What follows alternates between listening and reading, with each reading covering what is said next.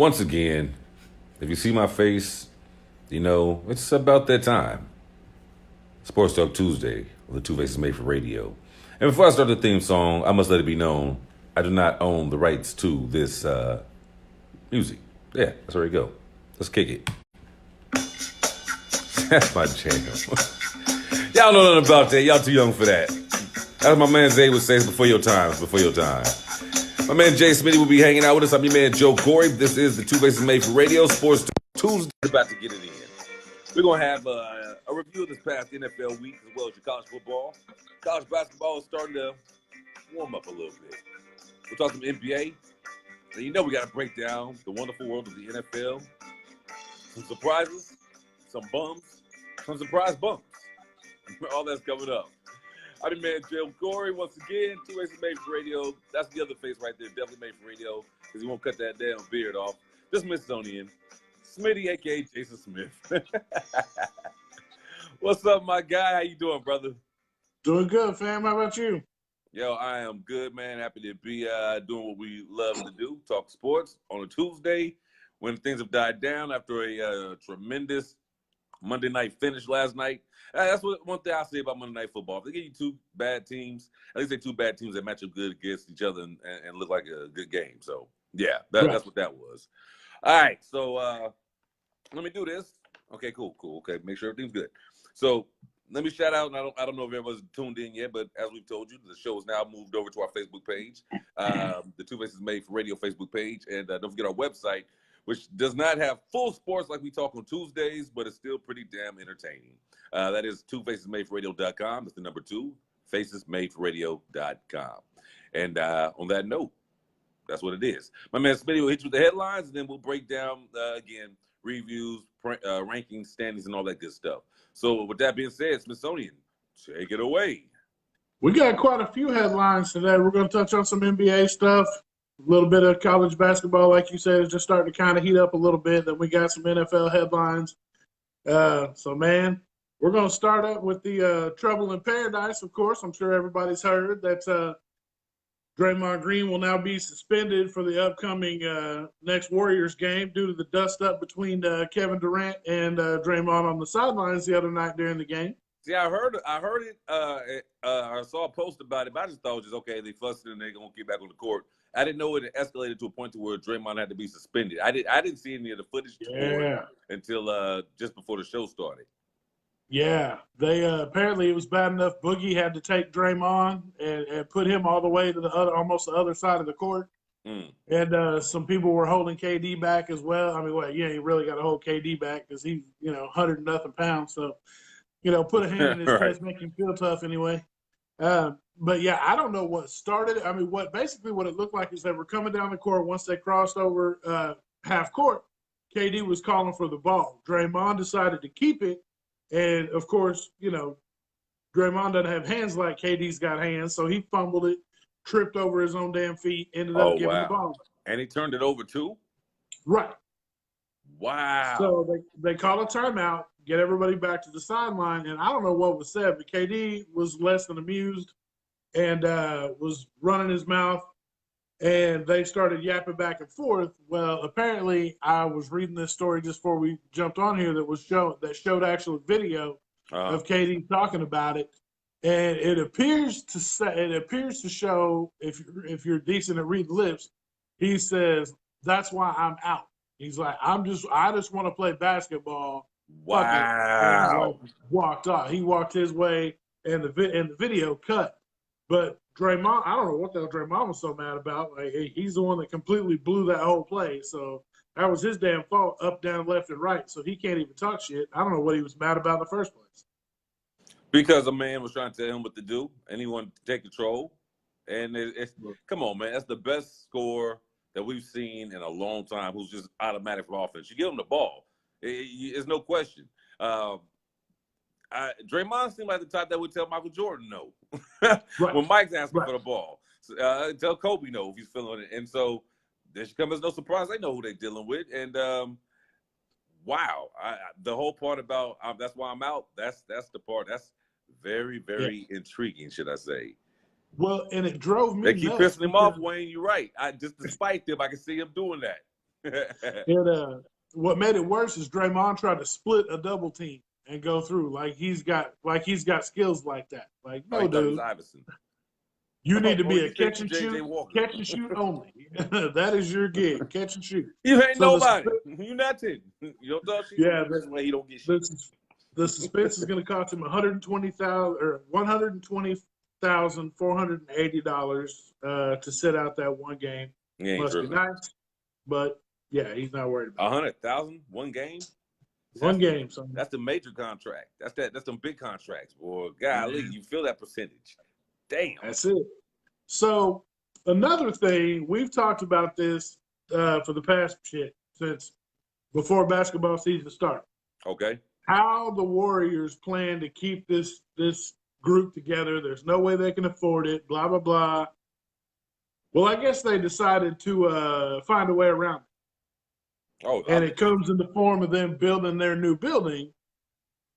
So when they build the new building, not only did they build luxury apartments inside on the same land that they're going to build this building on, they also built it for a shit ton of office space, which they rented part of it to Uber for a ridiculous ass fee. So basically what they're doing is they've branched out from just basketball. They've got restaurants that are going in. They've got businesses that are coming in. They've got living quarters that are coming in, all at a profit. Wow. So they're not only going to be paying bills to, to be able to pay for the new arena, because just the seats, they said just the basketball games, even if they had 100 home games, including all the concerts, all the other things they have at the venue, still wouldn't pay for just the new arena on its own. They said, but the Warriors could also be looking at their upcoming payroll would be $323 million in combined salary and luxury tax commitments, and they're looking at the income from the move into the new arena is projected to be 175 to 200 million annually. Damn. So they're making up ground quick and they haven't even got it all rented out yet. That's what they're looking at in just the commitments they've got so far. That's called power moves. Those are power moves. That's genius. It's changing the face of organizations, because if other places realize they can do that, the league's about to be something. That's called a game. That's why it's called a game-changing move, because everybody's gonna bite that style now. I ain't mad at them, and I feel bad for them cities that, because Oakland, well, now downtown Oakland's pretty busy. That's interesting. I can't wait to see it. But they're moving though. I forget they're moving to a whole other location. So I think more deeper in the Bay. I don't remember. I don't care because I don't follow them. What else you got for us, man? Yeah, just the last to cover that up. It says they're going to lease out 100,000 square feet, consisting of 29 restaurants and retail spaces. Much of the income derived from the project will go to cover the debt, but the Warriors anticipate healthy earnings from the high-value real estate. So that's, like I said, that's going to change the face of a lot. Under Adam Silver's watch, I believe the NBA has grown leaps and bounds in such a small amount of time because of his willingness to look outside and think outside the box. All right, I got you there. What else is going on in the news? So it looks like, as we all know, in between time, Jimmy Butler got his wish, and he was dealt to the Philadelphia 76ers. No doubt scaring the shit out of Markelle Fultz and some of the other newer cats on that squad. There's a lot of minutes freed up now, so let's think about this. Jimmy Butler's going now. They also moved. Who did they get in the trade? Let me think. Because they made Saric. Yeah, and Saric. And Covington, and then a pick. So Ben Simmons, there's no is it going to be more pressure, you think, on Ben Simmons to score now or less? I think it'll be less, because Jimmy's going to require the ball, and I think they're going to be trying to get it to him to make him happy in the start, just to make sure that he feels like he's fulfilling a role. Looks like, he came in good spirits. He said, he doesn't think he's going to step on anybody's toes. He don't want anybody to think the same thing for him. He's just coming in to play ball. He said, I think everybody still has the same job to do, and everybody's expected to be the same player they've always been.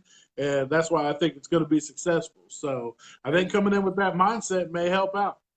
Yeah, and with Jimmy Butler, I mean, because they're giving us some open jump shooters there, but I mean, he's about 39-40% from the 3-point line. I think I saw something like that. Yeah. He's able to put the ball on the floor and get to the basket and make plays for the people. But I think the concern is, will he tear his locker room up? That's been the word on the street, is that in Chicago he was a problem in the locker room, and then we saw what happened in Minnesota. Especially if Philly, remember, he got traded, so this might not be the team he even wants to stay on. Is he there for the remainder of his contract? Is it a 1-year deal? Is he about out of his contract, or what's going on with that? I want to know, is he locked into staying with Philly past the season? I think he's still got his trade option. Let's Okay. see. Yeah, this one doesn't say. I looked at the one just about the story of him coming in on day one. Okay. So this one I'm doesn't. sure. I'm sure I'm sure Stephen one of M. our Patterson insiders has. will. I'm One of our sure insiders Stephen will M. sure post Patterson that has for the us. information. So You said what? I said I'm sure Stephen M. Patterson has the information. He's coming in with. He's dropping some pretty good jewels here. So Right. So yeah, whoever got that info, let us know. I'm just wondering. It ain't that detrimental to the show, but if you just happen to know, we was looking for it. right. All right. What's some other stories going on out there? It What's up looks with the like Des Stephen. Bryant situation? Tell me about that. The Nyland situation. Hold on, just one second. It looked like Stephen A. Patterson also said this is a new wave of arenas. Brooklyn Nets were the first to do it with the Atlantic Yards projects in Brooklyn. Now everybody's copying it. Oh, I didn't know that. I didn't know that they did it first. Okay. Okay. You said Des Bryant, New Orleans. Yeah. So he holds out all season, swearing to God, teams are calling him. We all knew that was a lie. New Orleans felt sorry for him. Sean Payton's like, we can use him. He Right. finally gets to camp, and the unthinkable happens to a 31-year-old player. Yeah. Ruptures his Achilles. You're gonna blow the Achilles out on day 2 practice. Back in the day, your ACL was probably the biggest fear a player of any sport had of tearing. Now people are bouncing back from ACLs like it's nothing. Right. But that Achilles, once that Achilles goes, I knew a brother back when we was running, playing ball in our 20s, blew his Achilles. And he was never the same. Now, it healed, and he was able to go back and play, but he wasn't the same, and there'd be better days than others, or some weeks where he had to skip because it would act up on him. So, we already were saying before, he shows that he clearly had lost a step before he got out of Dallas. Now that he's in New Orleans, we're like, okay, chance maybe we'll see if he can have a resurgence. But nah, at his age, and with him already losing a step because of his age, he's done, bro. I think he's done. He's a third option slot receiver at best, but I think in our reality, he's going to be about a 4. I mean, he's going to have to really study the books and say, okay, and I think this will humble him. I think he'll get with Larry Fitzgerald and find out how a player can go from a 1 to a slot and be very productive. That's what I think is going to happen. You can only be hard-headed for so long. Yeah, and I mean, I thought it was a stand-up deal for New Orleans to actually say that they're open to re-signing him after the year, after this year's up. So they're kind of at least take some of the pressure off of him to kind of rehab and get better, and just take his time doing it and do it the right way instead of just trying to rush it back, hoping you still have a job. I thought that was pretty cool and stand-up of New Orleans to do. Right. Stephen M. Patterson, going back to the Jimmy Butler question, says speculation is that there's a wink agreement for Jimmy to re-up, but nothing's been actually put to paper. So we'll see. And a lot of times they do that. They want to make that trade, but we want to guarantee he's going to stay to go with the trade. So I wouldn't be surprised about that. And you're right, Stephen Patterson. That's exactly what I told people last night. Remember what happened to Kobe Bryant? Once his Achilles was done, he was done. He was already like running on fumes as was. And once that Achilles went, it didn't matter. Because think about it. Your Achilles is down, so you're not doing too much activity. So that means his body was getting reserved. Being in shape wasn't the problem. It was he lost that lift. And you never know on any part of your body how much you use it until you hurt it. I don't care if it's this part of your hand. Damn, I didn't even know I use that part of my hand that much. And I mean, so your Achilles holds you up. Once again, all y'all gotta do is watch Troy. That breaks down the whole game. Once I saw that, I said, damn, now I truly get it. I knew people had torn their Achilles or hurt their Achilles, but I never knew how detrimental it could be to their performance until after I saw that. It made it really real for me. The baddest motherfucker on the planet couldn't move because of it. So, damn. All right, what else is going on out there? So sticking with the world of the NBA for right now, looks like reps for Carmelo Anthony exploring possible landing spots. Rockets players and coaches believe that Carmelo has played his last game with the team, meaning the experiment for Carmelo to the Rockets is coming to an end. Okay. And I've seen Steven Jackson on Instagram saying basically, y'all know what it is. It's the coaching. I think he's trying to say, either it's a personal beef between D'Antoni and Melo. I don't think that's the case personally. I think Melo, we saw it in Oklahoma City. We saw it towards the tail end of his playing time in New York City. He's done. Melo, let's go back to Denver. Melo put the ball in the court, take you to the hole. He posts you up, jump shoot, jab step. He pump fake because you knew you had to respect his jumper. Then he taking it to the hole on you. He gets to New York, and he did that for a little while. But then remember, he used to have some spring. He used to get them off he used to get a bang on the boards back in the day and put in great offensive rebounder. And then somewhere in New York, one of them injuries kicked in. You started seeing less and less. He started selling for more jumpers. In the Olympics, all-time leading scorer, respect due. But even in the Olympics, if you go back and think about it, what was he doing? The same thing he did in Oklahoma City, same thing he does in Houston now. He just shot out there and just shot the three ball. Melo's done, man. And a lot of speculation, you're right, Wayne. I've heard that. People say Melo could go to Los Angeles. Do you really want that in LA right now? I don't think you want those type of problems. I know Wayne was a big Melo fan. Those young players, he's going to go out there. He's going to take more shots away from Kuz, who I think is heating up. Hart, who I think is a tremendous player. Melo will go in there. He's going to take shots. He's going to break down the chemistry that you're already struggling to establish as is. He says the whole team sucked. Don't put that on Melo. Nah, we're not putting that on Melo. I'm putting Melo's game on Melo. If Melo wasn't there, the team would still lose. But wherever Melo go, he's going to do the same thing. Melo ain't good. He's not good anymore. He's at best off the bench, set shot dude that's probably set to if he was like to stick to his role, he might give you 10 points a game. Maybe. That's if he's hitting. But that's still going to be on how many shots are you going to have to sacrifice to get him those 10 points. That 10. Because he ain't going to hit that. Yeah, he ain't going to hit that shit consecutively. So it's going to take you a few shots. And my thing on Steven Jackson, usually I can pretty much agree with what Steven Jackson says a lot of the time on his take. But man, I'm more inclined to listen to Richard Jefferson on this one. Richard Jefferson, coming from somebody who knows, who has actually had to pull himself from the game, retire, and sit down. You just got to know when it's time. And he's out there, and Steven Jackson can say that he's better than however many players in the league right now. But we're talking about third and fourth, row down at the end of the bench, not trying to see any kind of play. They don't even see garbage minutes. Yeah, he's better than them, but damn, I would expect him to be. Like Stephen M. Patterson said, great Olympian, 3 golds. Like, dude's got a resume on him. So he better be better than some of the trash in the league right now. But that don't mean that he needs to be out there on the floor. And, I mean, he was a great Olympian when he was younger. But, I mean, remember he was surrounded by mad talent. And he's also one of the guys who was on the losing squad for the USA Dream Teams. That was no longer called a Dream Team after him and LeBron and Wade and when Iverson, Pierce, all them, when they went out there and took the L with Tim Duncan and them. So, you got better talent than you had. A great coach getting you to them other gold medals. But, hell, I think any NBA player, if they stayed in long enough and played consecutive seasons, could have done the same thing. I don't know if that's scoring. He's a great scorer. I will not take that from him. He to the USA basketball team was what Charles Barkley was the Dream Team one. A lot of people forget that, but Chuck's the one that led the team to scoring, dominated. So, it is what it is. We're going to see what happens with going forth. But I'm not blaming Melo for Houston sucking. No. Houston sucks because Houston sucks. Melo's just not Melo anymore. And those are two different topics.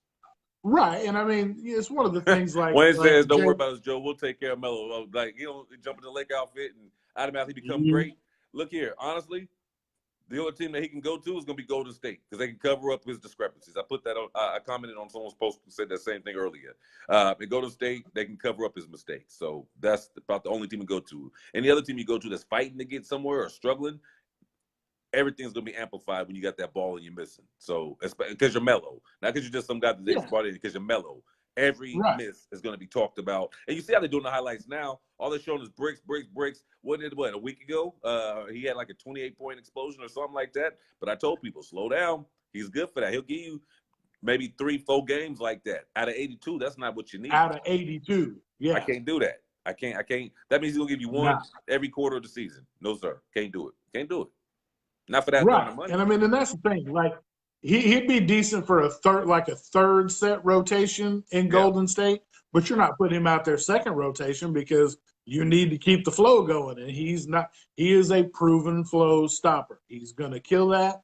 And I was listening to Jalen Rose the other day talk about it. He's a player that played for Coach D'Antoni, and he said Coach D'Antoni is a grudge holder. That's his thing. He does that. He will hold a grudge on you, and it's hard to play for that dude.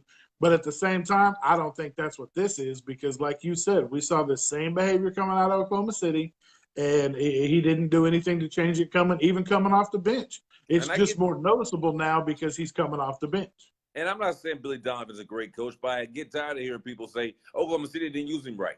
That's what Melo does. He wants to sit out there and shoot. We put him in position to do what he is supposed to be doing best. So I don't understand how they didn't use him. What you want to make him go to the hole? That's a grown man who knows his game. If he wanted to go to the hole, he could get to the hole. He don't do it. So it's not that Oklahoma City didn't use him right. Melo ain't Melo no more. That's the bottom line. That's it. That's it. All right. We could. I mean, I think we all, most of us agree. Well, what else you got for us? We could talk about some other stuff because it's already 9:53, and we got to break down some stuff. So out of the NBA hold up. I'm sorry. Hold on. Wayne said he a shooter. You want him to stop shooting? No, I want him to make the damn shots. That's what I'm talking about. Oh, maybe he's not talking about me. Maybe he's talking about other people. But in Oklahoma City, they gave him the green light. They gave him the ball, shoot it. Go back and look at his percentage. He ain't hitting. He's getting the shots. They give him the go ahead. He just ain't hitting. He said Westbrook don't use nobody right. It wasn't no Westbrook. Well, Westbrook wasn't in the games. Melo would. All right, go back and look. All Westbrook can do is give you the ball, right? And I remember games where Westbrook was giving him the ball when he didn't have to try to get him going, and the team was suffering for it. So I'm one of the top people who say West makes a lot of bad decisions with that ball in his hand. But when it comes to Melo, Melo's mistakes are because of Melo being Melo. That's boom. All right, continue. I'm sorry. Had to get that. I thought Wayne was a Bron only, but apparently he's got two loves. He's got Bron and Melo. Even Wayne got a side piece. That's messed up, Wayne. what would Bron say? With his best friend. Right, so out of the world of the NBA, slipping into the NCAA men's for just a minute. Because we got a lot of people in here. I know Riz is not here tonight, but a lot of people in here talking shit about Duke and how they weren't going to do nothing and they weren't going to be worthy of that number one spot. But a lot of people also had Army to come in and give these kids the business and thought they were going to do it. But Duke showed them the same damn thing they showed everybody else. Don't come for me unless I call for you, and have a seat right over there in the corner because we are not worried about you. So Zion, of course, did Zion things. He went 11 for 14 from the field. The best thing I saw out of this kid that on Sunday was that he went 0 for 1 from 3. But it was only one. He realized that shit wasn't there, and he didn't need to shoot it, so he stopped. He don't force the shot. He facilitated to the rest of his dudes, to the rest of the boys that got it done. He went 5 from 8 from the line, which was amazing. Okay. He had 16 rebounds. This dude is nuts. This kid, man, I'm telling you what. He had 6 blocks. He had 3 blocks on one play. The kid just doesn't stop. 6'8", 280 moving like that. Never seen anything like this in my life. Bron was 280 coming out of high school. Well, Bron ain't 280 now. Maybe 270. Right. But damn, I've never seen this dude. When they showed have you watched it? You've seen the highlights, I'm sure, for the Coach K thing. And it shows Zion doing the vertical jump, and the deal's like well over the square of the backboard. I'm like, yo, this don't make no damn sense. This dude is unreal. And he's not even the best player on his team. No. He's not even the best player on his team. Look here, we're No, gonna have Trae Young, and we're gonna have, but we still gonna have either Trae Young and R.J. Barrett, or we're gonna get Trae Young and Zion Williams in Atlanta. I'm telling y'all that right now. Atlanta heating up. Boy, we got the Super Bowl. We got the next #1 pick coming back down. Boy, look here. They yeah. suck in Atlanta. We'll talk about that game in a little bit too. I thought another part of it that was good is he had for a forward to have 4 assists and only have 1 turnover. I thought that man, that spoke a lot. Yep, and if you all have not had a chance to watch the Duke game yet, go to YouTube, and I can't remember the channel it was, but it breaks down all the bullshit in between and just shows you the scoring. And I watched like the whole game in 8 minutes. It was, and you see all the good highlights. It's still, because I watched the game live once we got done with the show, you missed some of the stuff that show you, like, you know, the small intricacies that players talk about. They're like comparing players or scouting them out that the film don't show. Some of those plays will be missed when you see some of the decision making, the hustle. But you get a good idea of these boys' athleticism and their ability to score. I ain't seen nothing like it. I hate Duke. I can't stand Duke. But goddamn, this looks like, it reminds me more of UNLV. Is what it reminds me of. And that's why, because I mean, this is going to be one of the dynastic. We'll be watching a 30 for 30 on the squad in about 15 years. Yeah, it was, man, it was crazy because RJ Barrett went off for 23. Cam Reddish went off for 25. Zion had 27, and the rebounds are insane. So it was 16 for Zion, 7 for Cam Reddish, 6 for RJ Barrett, and then the other two starters had 2 and 3 2 and 3 rebounds. So, I mean, these kids, it's nuts. It's not insane. and not to steal any spotlight, because they got some other players out there too. In that game against Kentucky, who was the white dude that kept getting open in the corner? I can't remember his name, but that dude right there. Yeah, he. Let's see. Hold on. I'll tell you who he was in just a second. If I think I might beat you to it. You may. Oh, damn. Jack White. Yeah, White. The white guy was White. Yeah, that's what I thought it was. Yeah, in 30 minutes, he went 4 for 8 in that Kentucky game. Maybe it wasn't White, because this dude, was it A. O'Connell? Might have been O'Connell. Yeah, there's 2. I call them Tristan and Connor. You know, typical fluffy-haired white boy names. I got you. I like it. That'll help. I will remember him. But yeah, but yeah, they like, how does this they dude keep getting open? man. He was raining on them suckers, man. So Duke's going to be a problem, because when you think about the stars, it's still a Coach K team. He's got other parts around there that you ain't knowing that's going to kill you. It's kind of like when we playing the Olympic Games and he's coaching, and everybody knows the big names. Oh, Chris Paul, D Wade, blah blah blah blah blah. And then later on, you're like, yo, hold on, Michael Redd. Who's Michael Redd? Pop, hit you with threes from the corner. Hey, we got players that the other people may not know are as good. They don't know that Carlos Boozer, going back with the earlier Redeem team, Carlos Boozer's in there making noise. They're like, we don't know him because they're not superstars. So he knows how to use. If you're playing on the Coach K squad, he's got a good purpose for you, and he's going to exploit you. Your non-knowledge of who he has on the squad. So, as much as I hate Duke, I'm excited to watch Duke play this season. One of the best things about that I saw from the team as a whole, for them to be so young, is that Army was staying with them shot for shot through that first half of the game. It was so tight. And I do shout out to CL3. Welcome to the show. Yeah, we're doing it all on this page now, so that might have something to do with your notification. You might have to go on the notifications on this page, on the 2Faces Made Radio page, and it'll get you the notification again.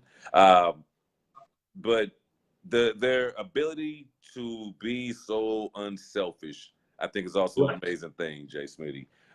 They want to play for each other and with each other, and they want to see each other shine. My only issue, and I think they'll get it together, is like when they're on the break, a lot of times the guy who has the ball keeps the ball. They all can score at will. If they learn to give that ball up a little quicker and feed each other, unstoppable. Yeah, there was that, and then the fact that they were able to rally back, come together as a team, even in the face of that's what I wanted to see. I was waiting to see some adversity hit them, so that they had to, so I could figure out if they were going to rise to the occasion or if they were going to crumble. And boy, they tightened it up and they hit it hard. So and I was proud. I still believe, since Coach K is a West Point man, that he wanted to take it easy and not embarrass the Army. That's what I think really happened. So that's the only reason it made it look close at the beginning. I mean, you saw you don't blow Kentucky out that early and then struggle with the Army. It doesn't happen. So, Man, some some of those dudes were, man, they're efficient. That was Army's thing, is they were taking smart shots. They weren't taking disciplined anything basketball. contested. Absolutely. Yeah, they were doing it. Yo, if you haven't seen Duke play, the next game is actually tomorrow night at 7 o'clock. They take on EMU. I don't know if that was going to be broadcasted necessarily, but some of y'all got them dope-ass cable hookups, and y'all got, like, access, so do what you do. But other than that, you'll have to wait till the 19th. They'll be playing San Diego State on ESPN2. And then, of course, the 27th will be back before then. They'll be taking on Indiana on ESPN as well. All right, what else is going on out there in the wonderful world of sports, or I should say the wild world of sports? So it looks like now we're hitting the NFL news, and me and Wayne were talking about this earlier today. Le'Veon Bell has decided to go ahead and sit out the whole rest of the season. He's not going to play. He will forfeit that $14.5 million. I don't understand. Which makes me sick to my stomach. And how do you? So yeah. All right. Well, real quick, Wayne said Duke can still lose in the tournament. That's why I love March Madness, because they'll kill everybody all year. He's right. Get into the tournament, and not that the other team may be better, but it might be a team that's older. It might be a small school full of seniors that know how to play together in tight situations like that. And that's why I love March Madness. I'm going to tell you how much I love March Madness. I still got the old EA Sports March Madness game on the PlayStation 3, the last one they did with Kevin Love on the cover. Because I get hyped up and I get in the mood, I got to go back and play it on there. It throws me off on 2K because the buttons is completely different. But, boy, for that spell of time, I have a good time. I've made some dynasties out of some nobody colleges. Won big tournaments. It's a wonderful game. Y'all should, that's the thing about March Madness. $10. They'll go undefeated. I love it. They'll go undefeated. Whoa, me and Wayne agree on something? Oh, shit. Oh, the devil freezing his ass off somewhere, boy.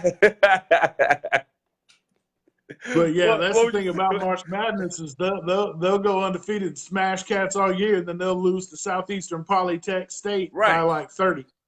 I'm just saying, the only reason that people know about VCU, thank you, Duke, courtesy of 2008, 2009 season. Just saying, just a reminder. All right, what else was you talking about over there? So Le'Veon will be up for grabs. He's going to go into the free agency realm, give up all that money. It makes me sick. I myself did not go free agency. I thought the team owned you for another year, and you're back in the same boat. I thought that's what it was. Or is it that he reported to the job, but he ain't playing? He's sitting out. He didn't report to the job either.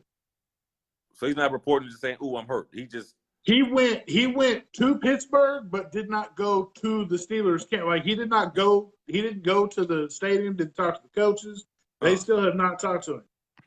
Okay, so yeah, I'm extremely confused with what Le'Veon's doing, because that's not going to make them be in a position to where they have to pay you, especially the way that I like to call him John Connor. I think that name would have been cooler. His parents got it wrong. Anyway, but whatchamacallit? I believe that's what I was hearing all year, is that if he did report by a certain time, he would have to forfeit and have to come back and play another year, and here we go again. Well, yeah, they'll have to. Let's see. It says in the offseason, the Steelers were considered using the $14.5 million transition tag, which allows them to match any outside offer for Bell or let him walk away in free agency. So they have the choice. But, I mean, at this point, if they're not going to pay, that's the other thing too. Wayne, you're right. There's not enough money. If there's right, I mean, and I get that, but at the same time, since he was so unwilling to talk to them and even show up to the camp, I don't see them trying to match any offers. And even if they do, I don't see him being happy with it. And I'd hate to see him sit out a whole nother year. But man, the marriage is over. The honeymoon is over. It's a done deal. I hope wherever he goes, number one, his body holds up, and because Le'Veon Bell, he's had injury history. Let's just call it what it is. At the most crucial times when the team needs him. So I hope the man can stay healthy wherever he goes and show that, it wasn't the system, it was me. Which anybody with eyes can see the way with his running style. But having an offensive line that can hold it down so you can do what you do, very important. You're not guaranteed to get that whatever squad you go to next. So we'll see. We'll see what happens with that. What else you got? Looks like Buffalo's making a few moves too. I They just saw this. I saw that on the wire this afternoon.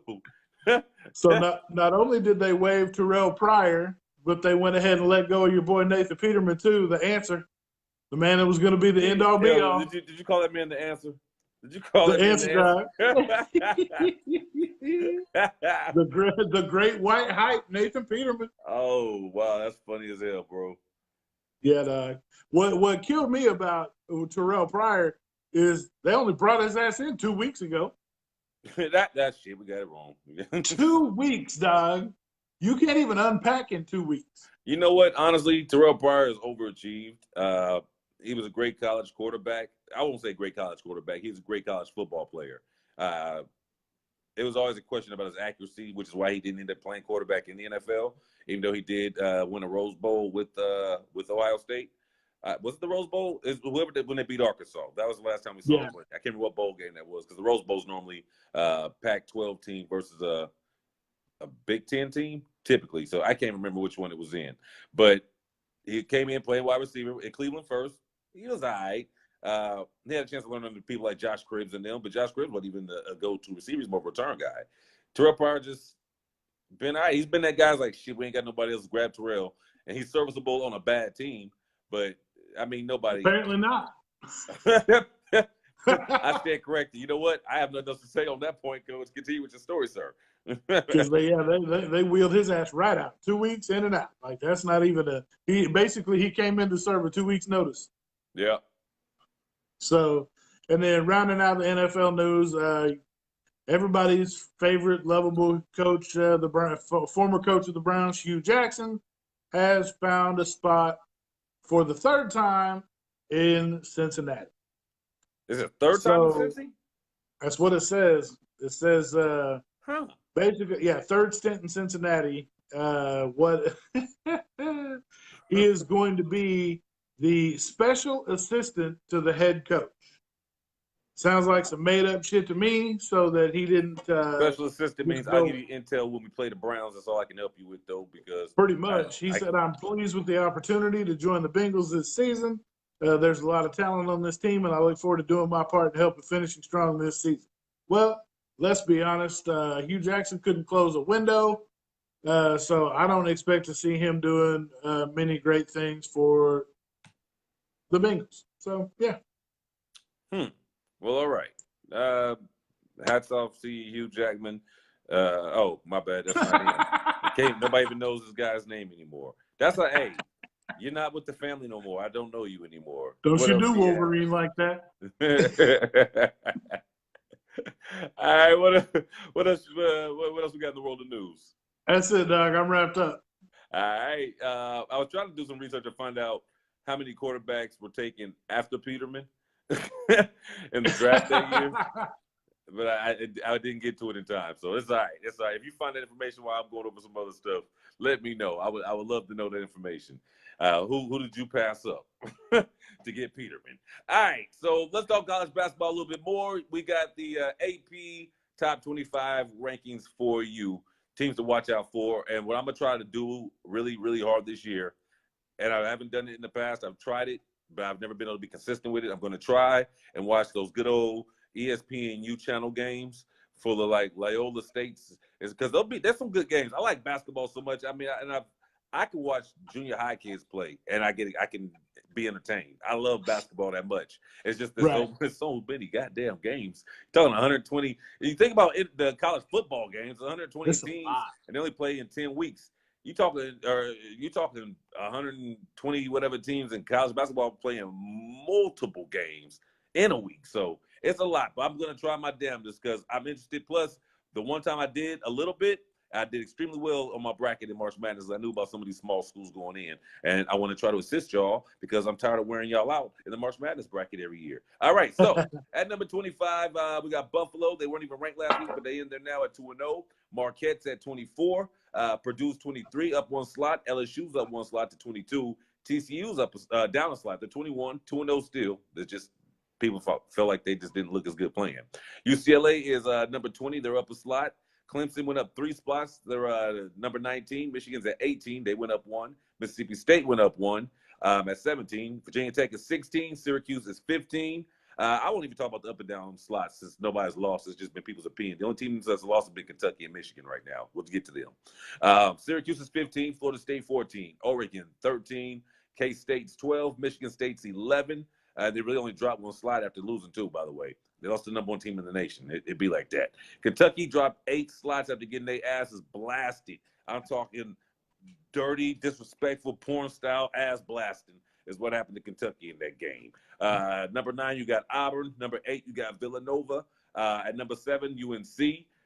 They went and corrected a wrong from last year, so I'm glad they're off to a good start. That's my squad. For those who don't know, I'm going to put it out there now. My favorite teams in college basketball, UNC, Ohio State. I like OU and Oklahoma State. It is what it is. I can see myself rooting for UConn if they're the final team going. I love Tom Izzo and Michigan State, who doesn't, but they're not my favorite teams. They're just, once my team's eliminated in the tournament, those are the 2 teams I like to see try to go and win it all. And I've always liked Villanova because I just like their brand of basketball. But my favorite teams are the places I lived. Outside of Georgia and Georgia Tech, don't care. But Carolina, Ohio State, both Oklahomas, let's get it. Okay, I got one more. I'm sorry, I lied. Kansas.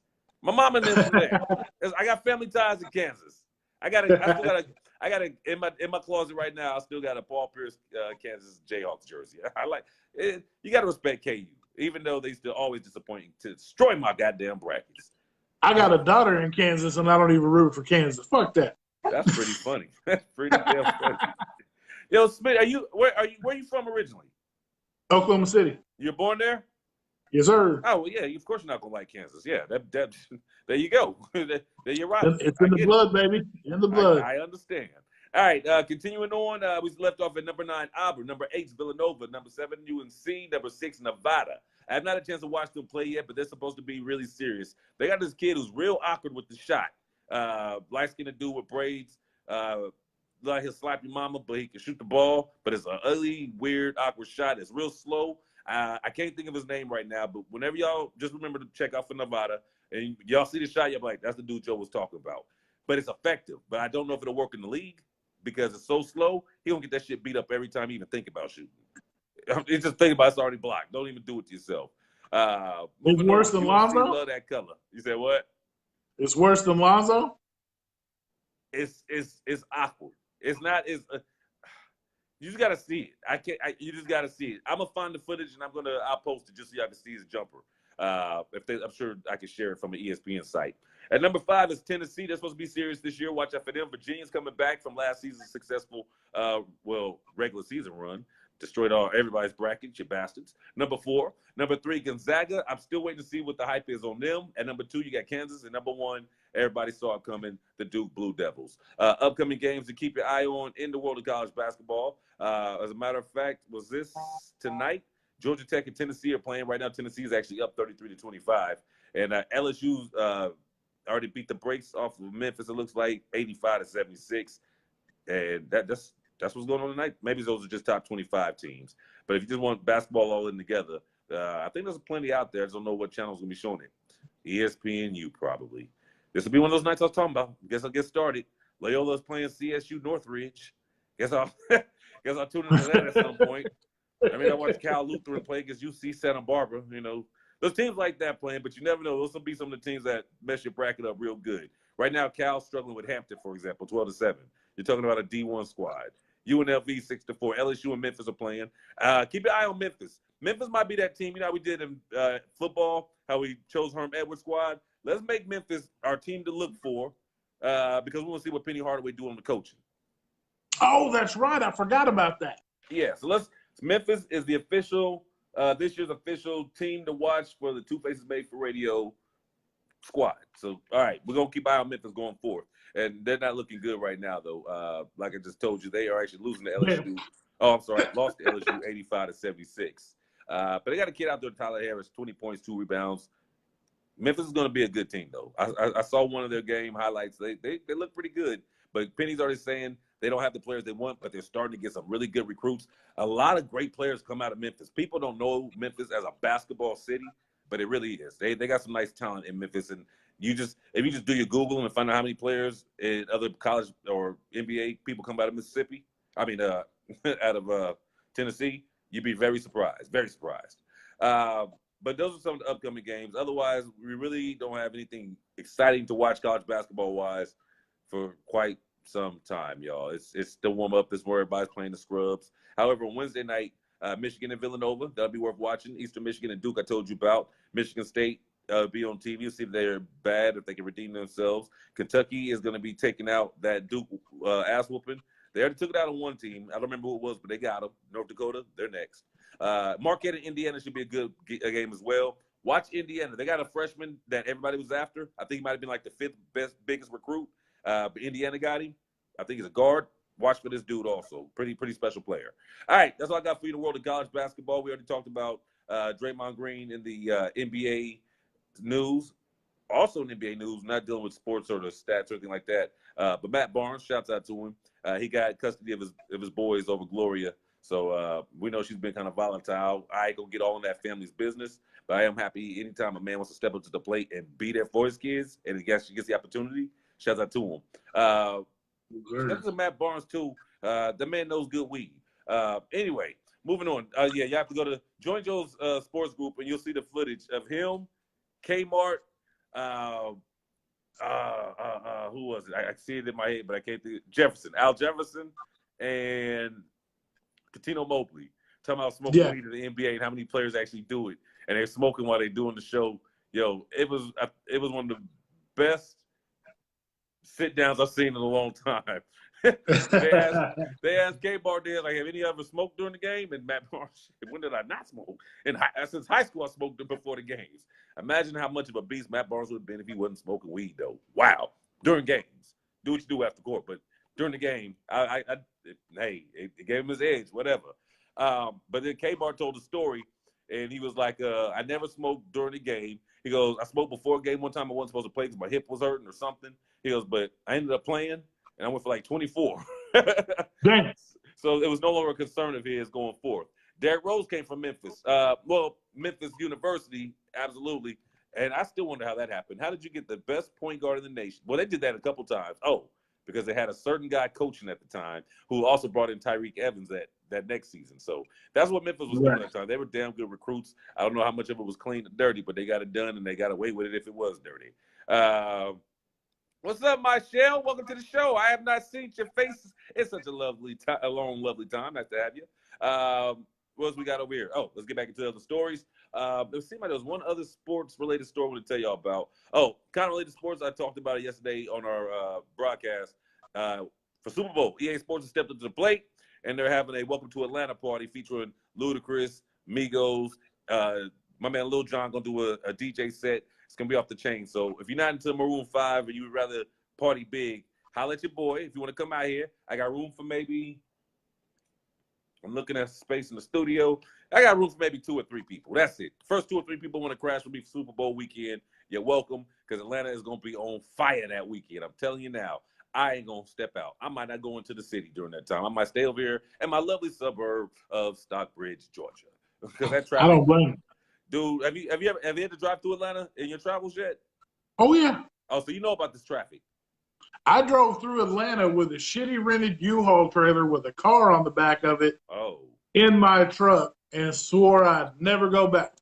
Yeah. You got to know the times of day to travel and where not to go to. Oh, this was late as shit, son. I'm talking about this was like 10, 11 o'clock at night, and I still almost got ran over. Yeah. And I was doing 85. That's too early. Yeah. You got to come through at 2 o'clock in the morning, bro. That's when the streets are clear. Atlanta is one of those places where if you got a 6 a.m. job, you got to wake up at 4 so you can leave at 5 to get there, hopefully at 6, if you're lucky. That's disgusting. That makes me sick. It's one of the worst. It's the only thing I hate about the city is the traffic. Everything else, I'm happy to. I'm very happy to be here. All right. All right. So in NBA news, I guess we'll hit you with your standings and all of that good stuff. And then we'll move on into the wonderful world of, let's talk about some of the upcoming games, too. First is the standings is what's going on.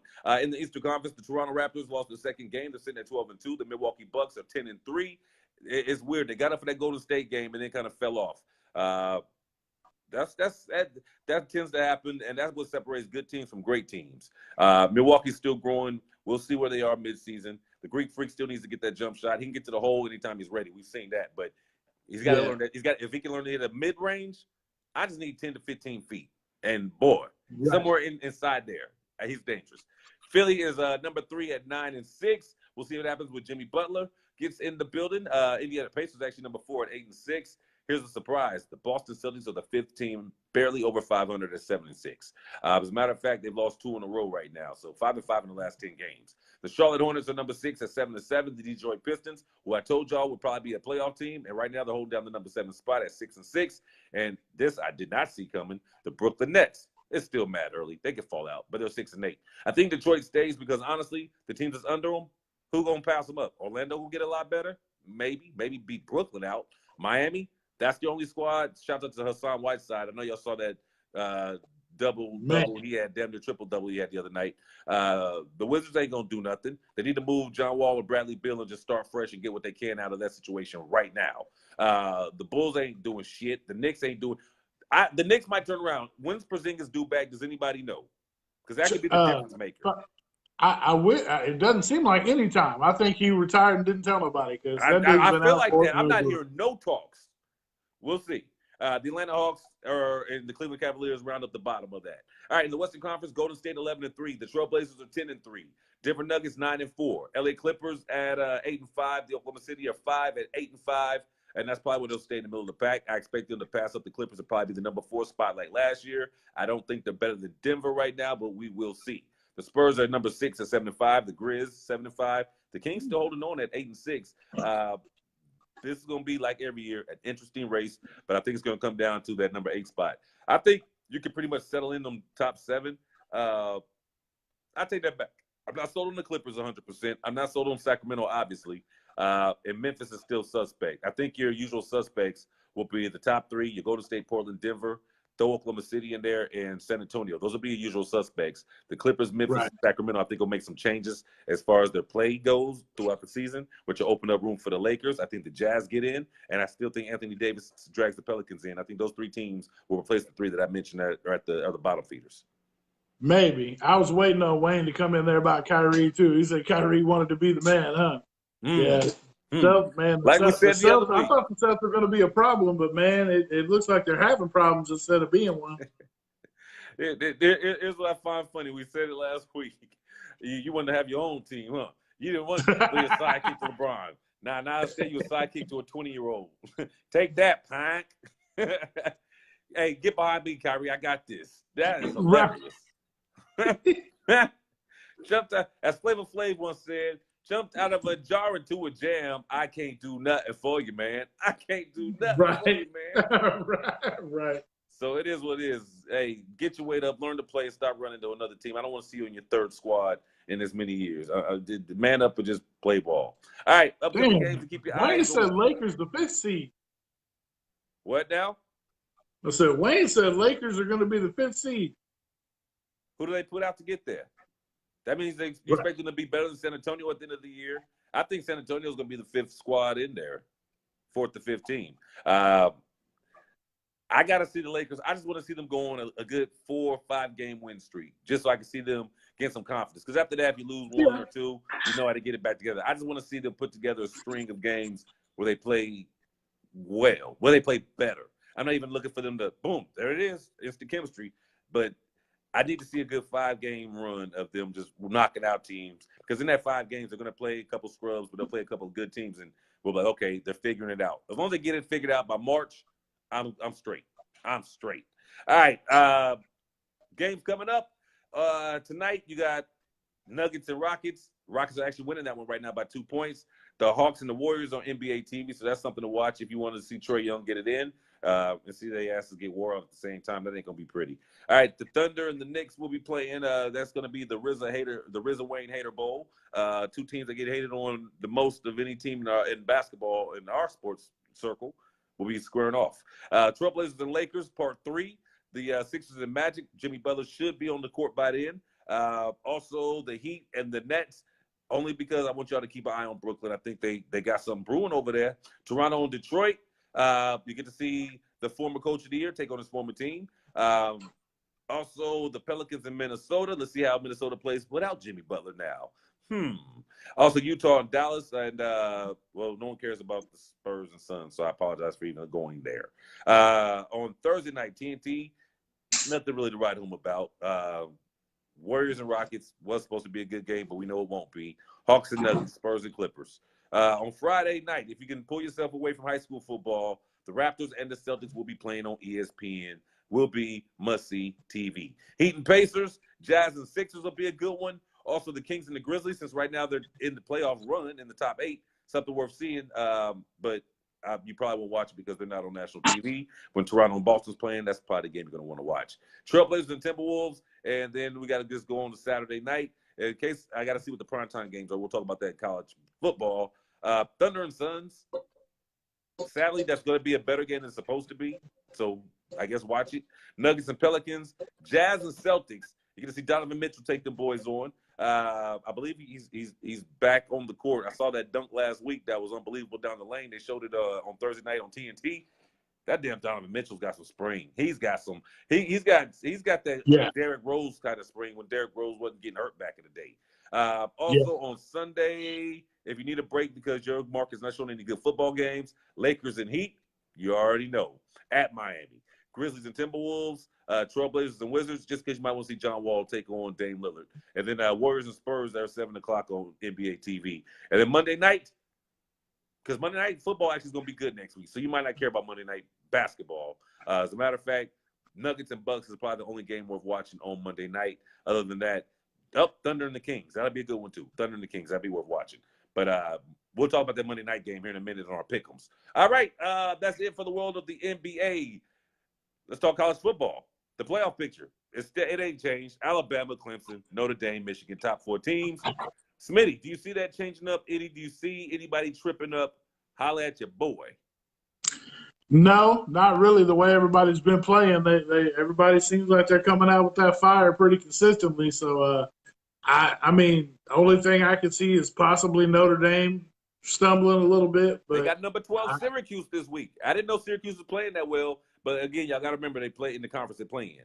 I don't know if they Big East or ACC or what these days, but that could be a trap game for them. And I believe they do get it at home. So I mean, that's a comforting thing for Notre Dame. But they're 10-0 right now, man. They're playing some good football out there. Same thing, Clemson, Alabama, all undefeated. Michigan's the only one-loss team in there. Central Florida's still being disrespected, undefeated in the number 11.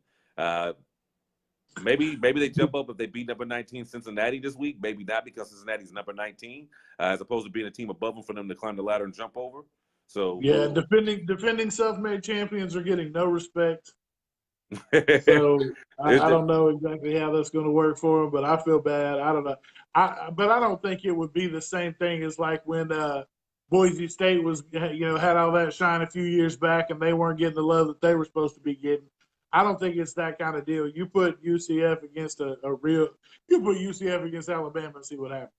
But you know what is the thing? Nobody like of these power conference teams that are like really in the running.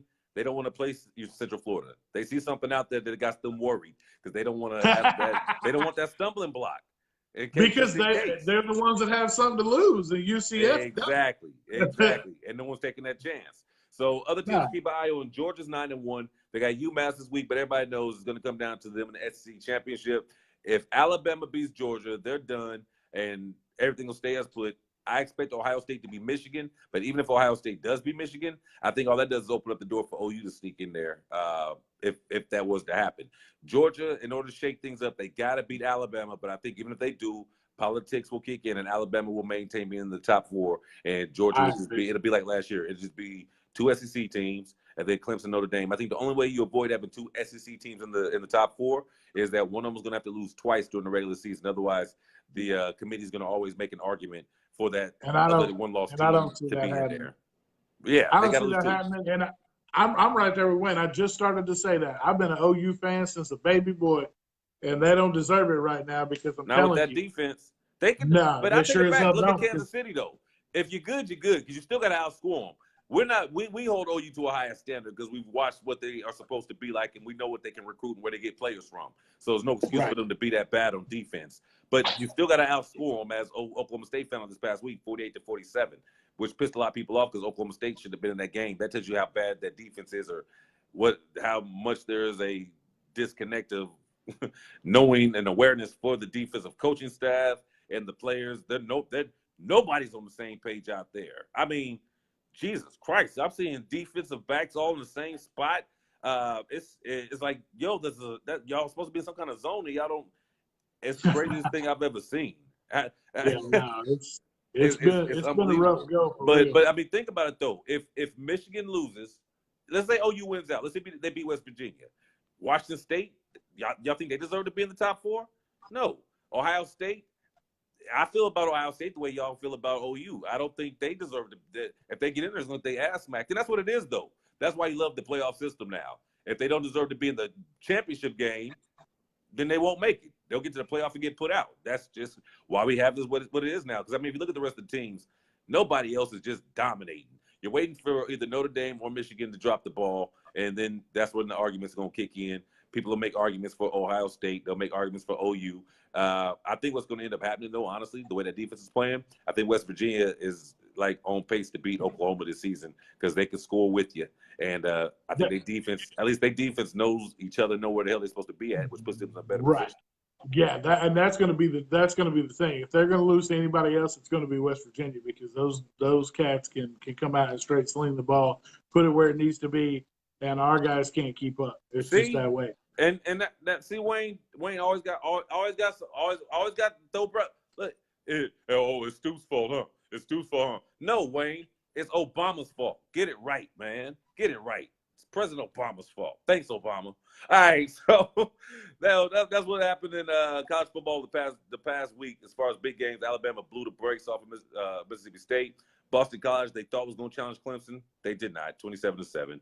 Florida State, what the fuck? I'm just talking about the games that matter. Michigan State and Ohio State, 26-6. Louisville, Petrino got fired, by the way. Sayonara. Now, I've been a fan of Petrino since the way he did Atlanta. I wasn't even an Atlanta Falcons fan. I had no reason to root for Atlanta, but I thought that was one of the greasiest moves I ever seen in my life. So Petrino, and I'm sure that's how the fans and the team and everybody else feels about you. Right. That's a whole. Right. Other big games that we missed over the weekend. That's really it.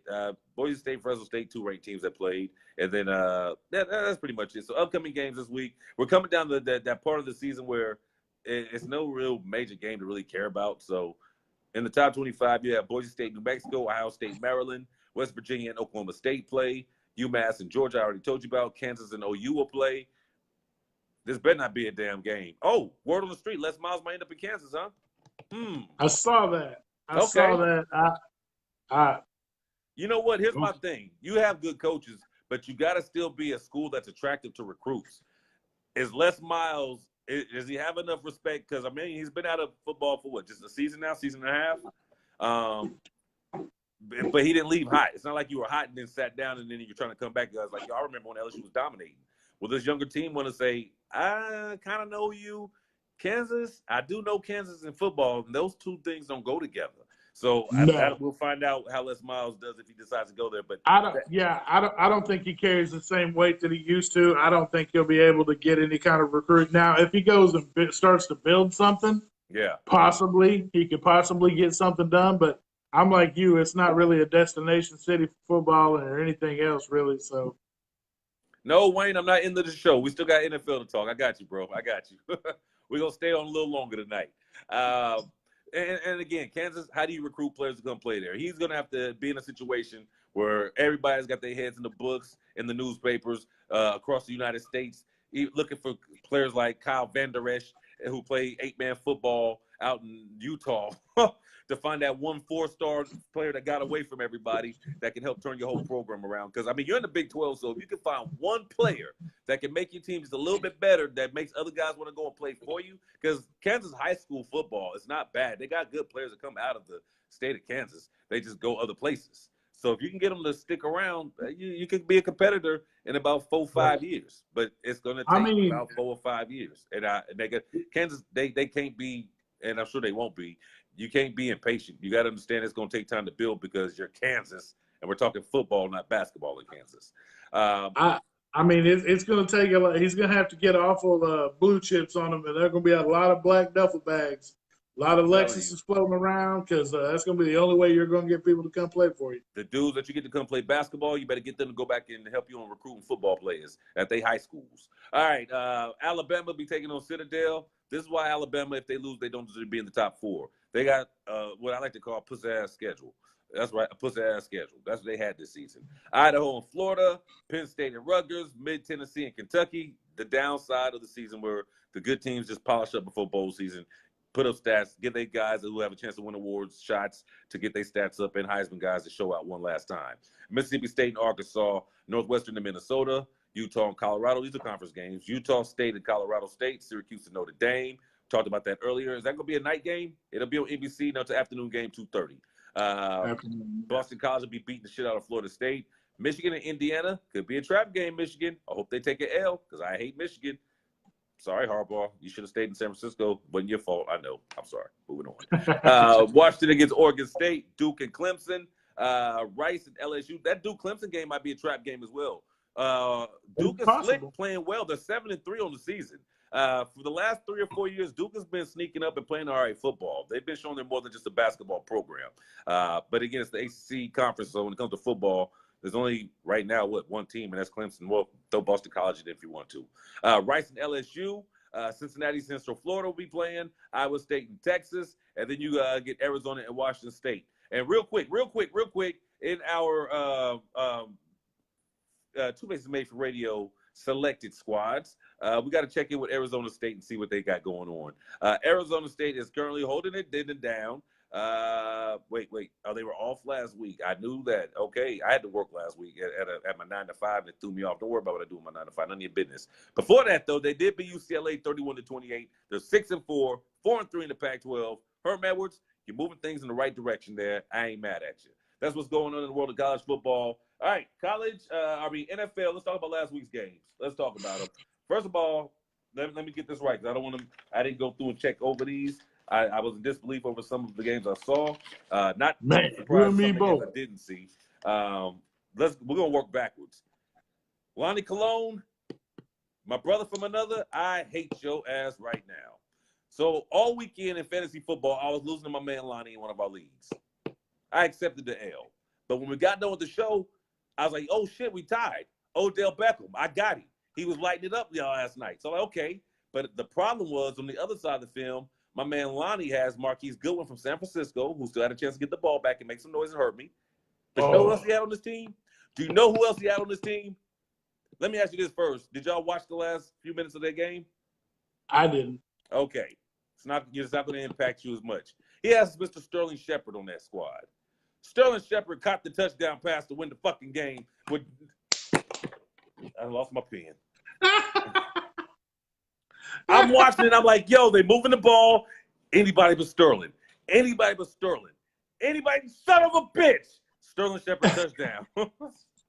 At this point in time, I'm like, okay, a miracle's going to happen. San Francisco, because it's the Giants, so they suck, right? San Francisco is going to march down the field, score. The Giants will get the ball back and just give me a few catches and yards to give me a win, even if they lose. I just need Odell to get the ball back. That didn't happen. I lost. God damn it, Eli. He can't do shit right. I'm done with Eli. No, Eli. I'm done with it. Damn you, Eli. All right. I'm cool now. So last week's pick'ems, we had Carolina and Pittsburgh. You chose Carolina. I chose Pittsburgh. That was a bad loss for Carolina. I don't know what happened. It really was too. We both chose Cleveland. We're the only ones in the world outside of Ohio who knew Cleveland was going to win that game, and they didn't just win; they handled Atlanta. So 2016 on that game. Detroit and Chicago, we both went with Chicago in that game. New Orleans and the Bengals. Can we go ahead and call Drew Brees the MVP for the season?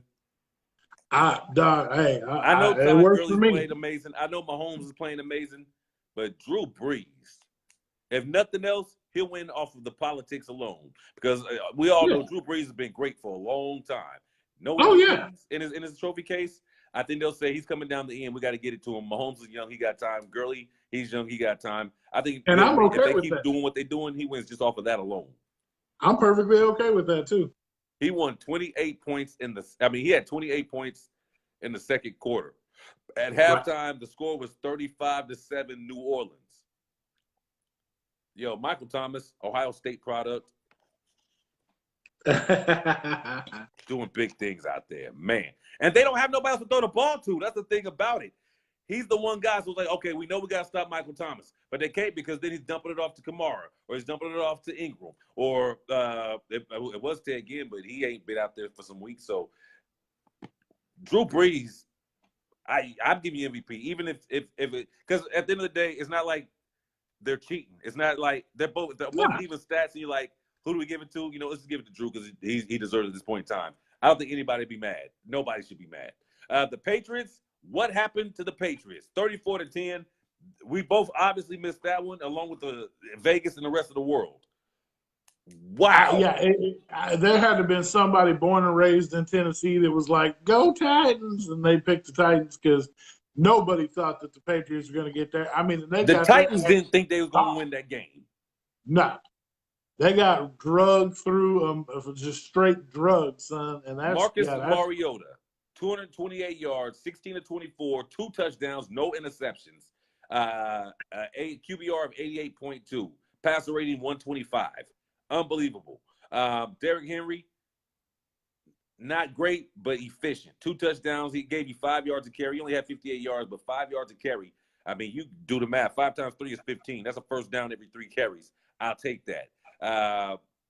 Then you got Corey Davis, who, thank God I had him started in my game. I almost didn't. I started him, 7 catches for 125 and a touchdown.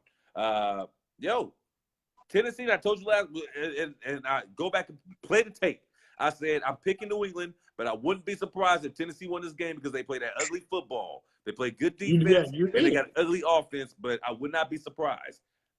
I got to admit, I am surprised because I thought they would maybe squeeze it out. I didn't expect them. I didn't expect them to kick the shit out of Tom Brady. No touchdowns. He threw the ball 41 times, 254 yards, 0 touchdowns. QBR 29.5, rating of 70.6. Brian Hoyer came in because they're like, you know what, Tom, we can't risk you getting your ass kicked no more. He took 3 sacks, but he got hit a lot that game. They shut Sony Michel down. They shut Cordero Patterson down. And I already told you the passing yards, so the receivers were doing what they were supposed to do, but not at the click that they wanted them to. Who's to blame? Is it the Belichick defense that Skip's been shitting on a lot over the whole season? I mean, honestly, I can be honest to tell you, I think there's a lot of blame to spread around on this one. My biggest thing is does Tom sit down after this year? And you know what? I was laughing with somebody the other day. It's easy to say, yeah, I'm going to play till I'm 45. I'll play till I'm 50 when you're not getting touched. When you're playing against the Jets and the Dolphins and the Bills, yeah, you feel great. But what happens if you come across these teams outside your division who you ain't up on like that? Yo, I put some of it on the offense because Tom Brady's supposed to be able to put up more than 10 points. But every now and then that's going to happen. We may not see that happen again the rest of this season, rest of his career. Yeah, may not. But I mean, that defense has been looking bad for a long time now. Do you think Belichick is disconnected from what the rest of the league has started to do on the offensive side?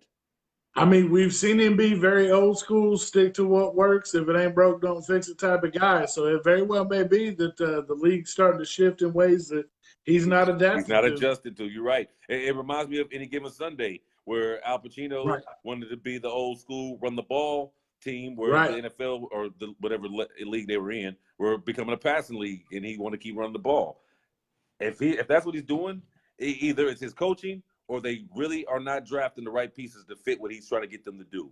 And I don't think that's the case because we know Belichick, if you're not fitting what he thinks you're supposed to do, he gets rid of you quick. We've seen him do it in the past.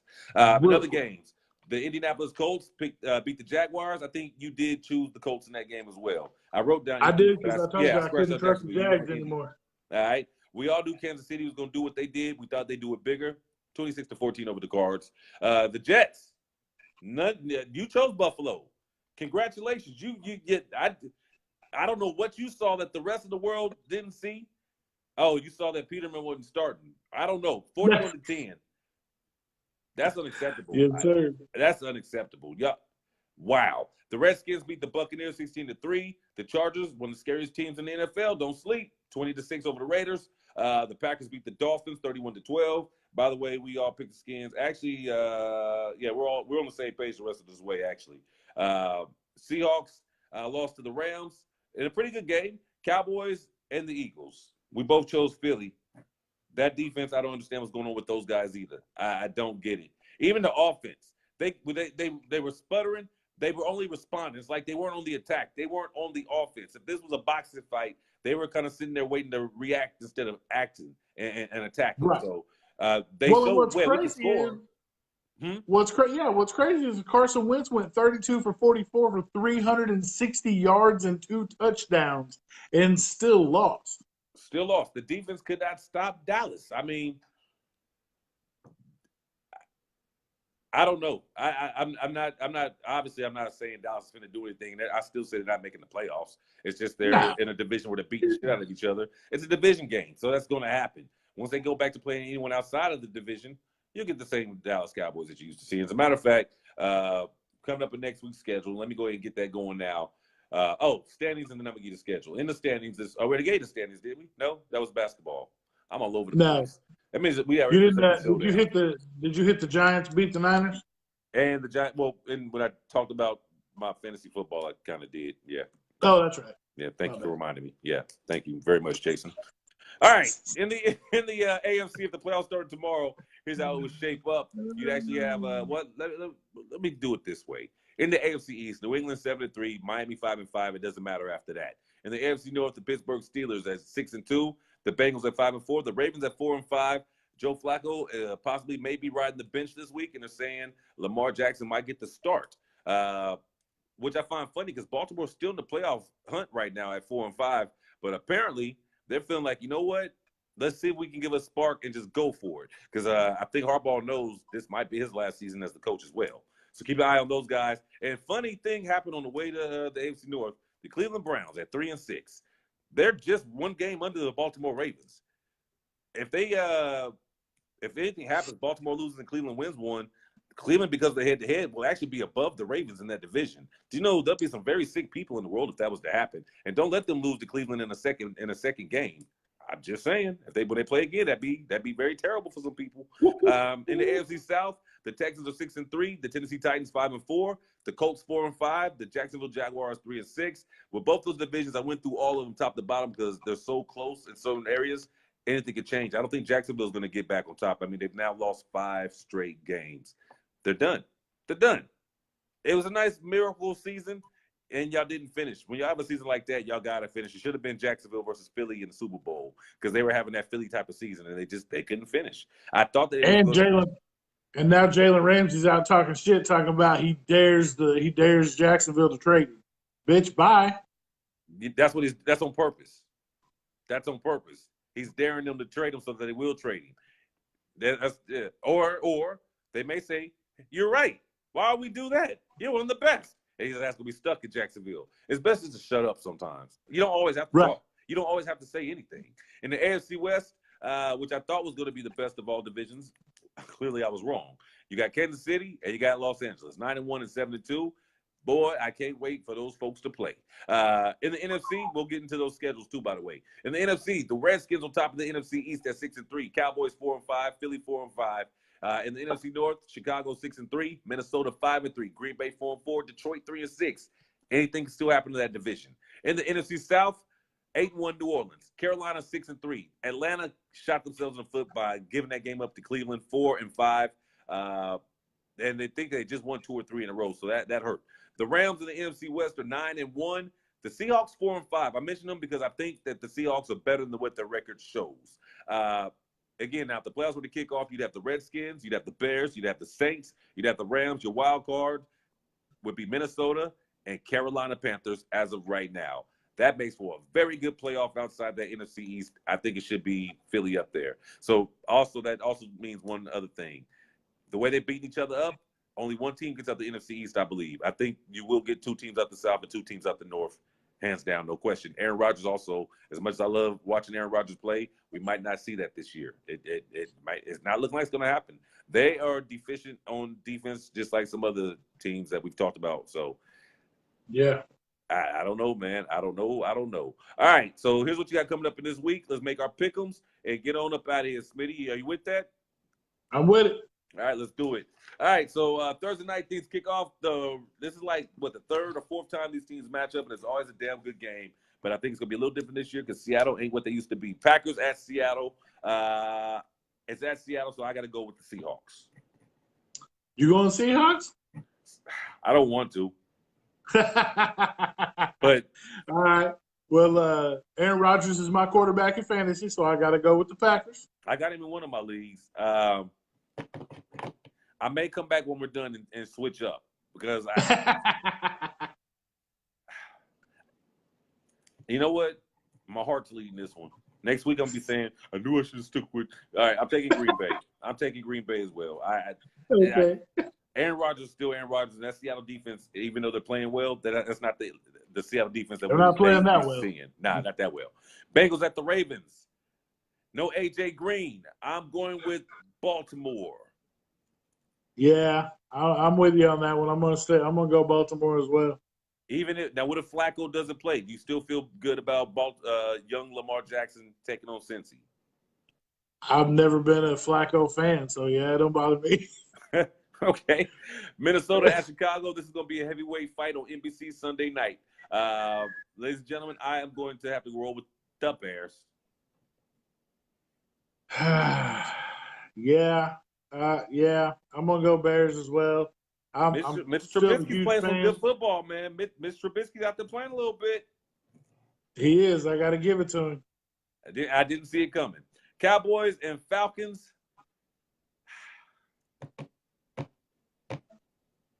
Who cares? I'm not picking Dallas ever again. I already said that. I'll take Atlanta. I'm not either. I'm going to go with the Birds. You said what? I'm not either. I'm going with the Birds. All right. They got to correct last week's mistakes, and I think they will.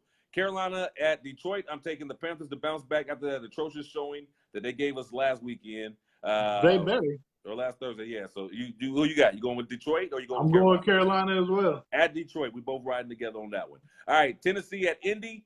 I got to go with Tennessee in this game. I think Andrew Luck will play well, but I think Tennessee gets it done. I think they're riding that high of New England, or playing devil's advocate, or will they come back to earth and play down to the level of their competition?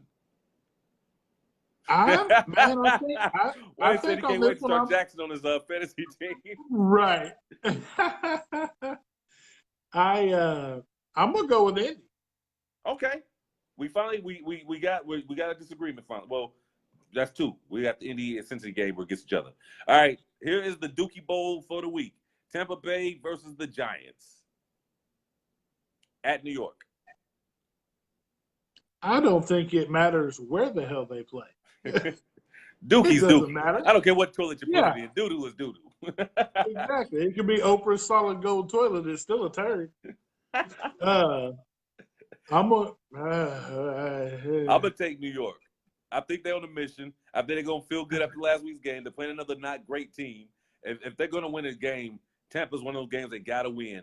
Even though, and I believe they have sat down Winston for the season, right? So it's gonna be Fitzpatrick going forward for the rest of the season. Yeah, they're trying to resurrect that Fitz magic. I don't know if it's gonna happen or not, but I see. think Eli gets it done against Tampa. I'm sticking with New York. I'm doing this only because my son is telling me to pick New York, so I'm gonna go with the Giants. And if he's wrong, that way I get to beat him. There you go. Or you get a couple of good chores taken care of that you didn't want to do yourself. This should be an interesting game.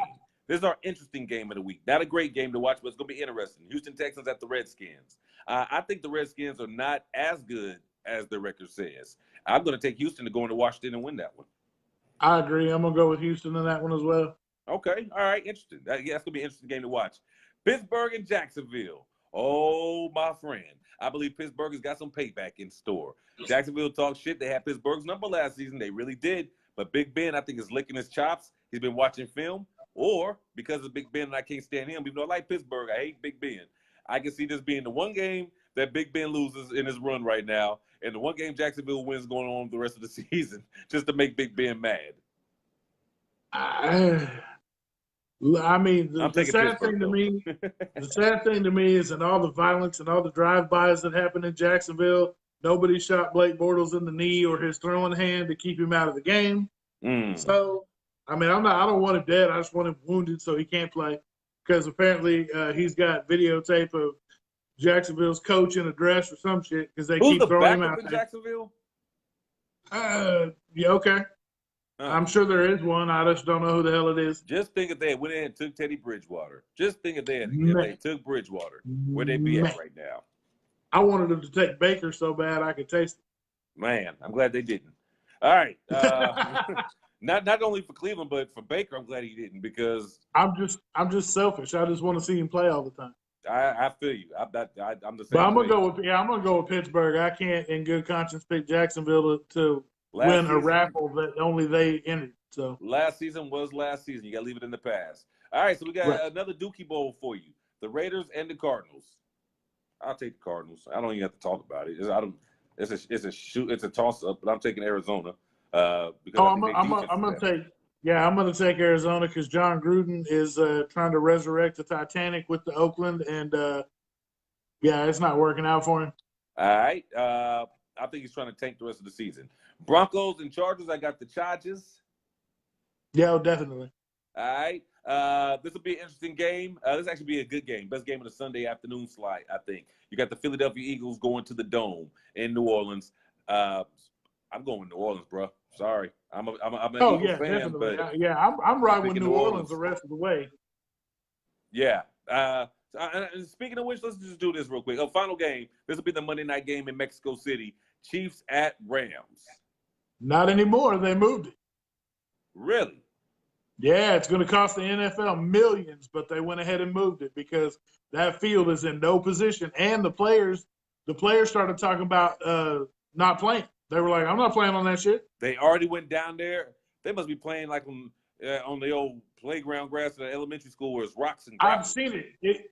Okay, you remember how in Oklahoma City they used to have those soccer fields that all the Hispanics went and played on, like mad, like they play like 150 games on a Saturday? Yeah. That field looks like that after all those games have been played. Wow. So it looks like total shit. So they're moving the game to Los Angeles? Back to LA? Yeah. Wow. They said it's going to cost them. They said it's going to cost them millions, but they're going to do it because I mean, what are you going to do? Think about how many like Steven Seabird just said, they're handing out ACL problems like participation awards this week, and it would only get worse going into that game. How could you consciously put your players in that kind of danger? There ain't no way. That's interesting though, because it's Los Angeles, so I'm sure they'll be able to sell the tickets out without a problem. I wonder if you can get a cheap ticket though, because they want to fill out them seats quickly and make sure it's sold. I wonder if you can get a deal right now.